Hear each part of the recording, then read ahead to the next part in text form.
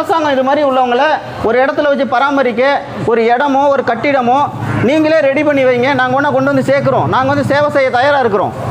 சேவை செய்ய தயாராக இருக்கிறோம். இதுக்கு என்ன முடிவு? எவ்வளோ பேர் இருக்காங்க? தமிழ்நாடு முழுவதும் லட்சக்கணக்கான பேர். இப்போ இவரை யாருங்க பாப்பா? இங்கே ஏதாவது போகிறாங்களா? எல்லோரும் வந்து கை தொட்டு பிடிச்சி தூக்குறாங்களா? இல்லை எங்கள் சேவையை விமர்சனம் பண்ணுறவங்க, எங்கள் சேவையை பற்றி தப்பாக பேசுகிறவங்களா இவங்களை வந்து தொட முடியுமா? இதை நான் தொட்டு தூக்குறேன். அவங்க ஒரு தகப்பனா ஒரு மகனாக நான் ஒரு சேவை செய்கிறேன். எல்லாரும் செஞ்சுருவாங்களா? அதை இந்த ஒரு வாரமாக எல்லாரும் பார்த்துட்டு தானே போயிருப்பாங்க. என் கண்ணில் தெம்படுறதுனால இவரை பற்றி நான் வெளியே எடுத்து போடுறேன். தயவுசெய்து சொல்கிறேன், ஒரு மனித உயிராக பாருங்கள். எல்லாருமே இந்த சேவையை செஞ்சிட முடியாது. எல்லாருமே இந்த சேவையை வந்து ஒன்றும் பண்ணிட முடியாது. தயவுசெய்து சொல்கிறேன், இங்கே வந்து இந்த மாவட்ட நிர்வாகம் உடனடியாக இங்கே வந்து இவரை வந்து கொண்டு போய் ஜிஹெச்சில் சேர்க்கணும். சேர்த்து அவங்களுக்கு முழு சிகிச்சை கொடுத்து அவங்க உயிரை காப்பாற்றணும்.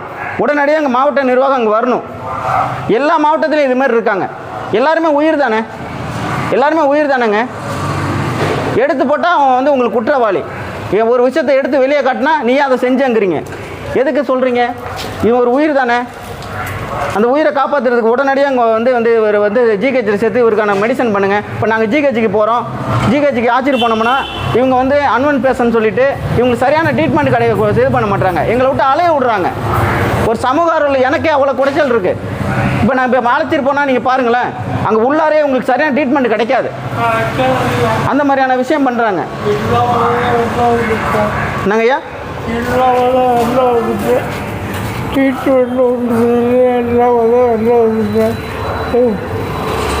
உங்களால் நடக்க முடியுமா?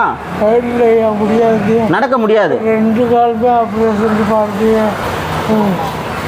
தம்பி கொஞ்சம் பிடிங்க, அந்த வேட்டியை கொடுங்க.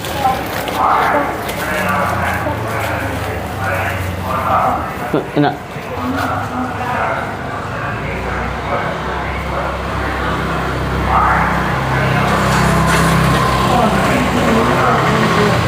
ஒரு சாப்பாடு ஒன்றாண்டு தர்றீங்களா? பசிக்குதுங்கிறாரு.